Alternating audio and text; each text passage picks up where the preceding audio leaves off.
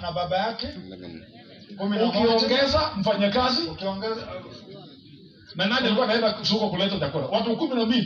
Ni mama. Ni mtu mmoja tu. Hello. Lakini hao wameenda watu 10 na ngapi? Hii mambo ya chakula hii tumbology jameni.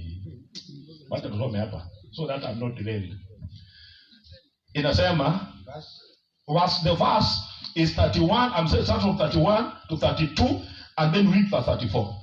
Yes. Huku nyuma wanafunzi wakamtii wakisema, Rabi, ule kula.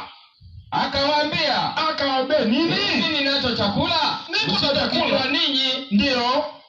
33. Endelea. Basi wanafunzi wake ndio wakasemezana. Je, mtu amemletea chakula? Alafu huyu mama, unajua sasa mama amekula vitu vingi. Unafikiria hivyo tu. Ni wanaote give Christ. Amekula chakula wingi. Alafu akasema nini yeye mwenyewe? 34 anasema Yesu akawaambia, chakula changu ndicho hiki. Sikiza.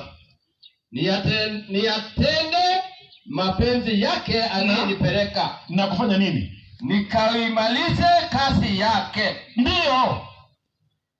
Continue for 35. Alafu akasema nini? Hamsemi ninyi bado miezi 4 ndipo yaja mavuno? Ndio. Tazama mimi nawaambieni, inueni macho yenu. Ndio.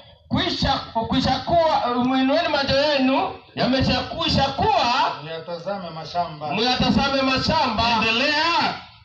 Yamekwisha kuwa meupe, lakini tayari kuwa mavuno. Lakini naye afunaye hupokea mshahara na kuyakusanya matunda kwa uzima wa milele. Sasa wacha hapo. Chakula ya Mungu ni nini? Sasa umepata chakula ya Yesu ni nini sasa? Ni chizaga. Ni mabere. Chingele. Chinyama. Ni nini? Ni kumaliza kazi ya nani? Sasa kama umepatia vitu ya kumaliza kazi, wewe uko naye. Lakini akikuja kutafuta hakuna. Tayo, naweza tayo.